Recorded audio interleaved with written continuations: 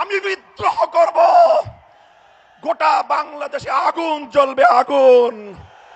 বীরু কাপুরুষের মতো আমাদের নারী সমাজের গায়ে হাত তুলবার মতো দুঃসাহসিকতা এবং ঘৃণ্য কাজ করছে তারা।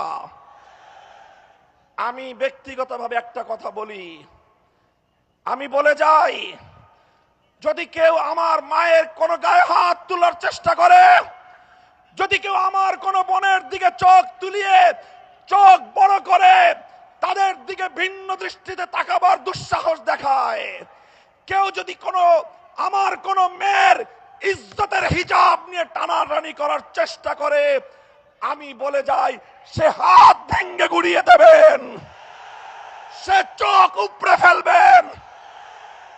মায়ের ইজ্জত রক্ষা করার জন্যে, বোনের ইজ্জত রক্ষা করার জন্যে আমি বলি, আমি কোন আইন মানব না, আমি বিদ্রোহ করব, গোটা বাংলাদেশে আগুন জ্বলবে, আগুন।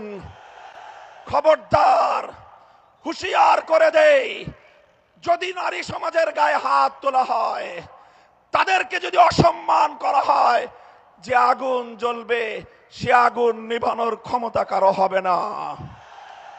আপনারা নির্বিঘ্নে নির্বাচনী প্রচারণার কার্যক্রম পরিচালনা করবেন ইনশাআল্লাহ। 14 গ্রাম থেকে আমাদের জাতীয় নেতা ডক্টর সৈয়দ আব্দুল্লাহ মোহাম্মদ তাহের সাহেব বিপুল ভোটে দাঁড়িপাল্লায় বিজয়ী হবে।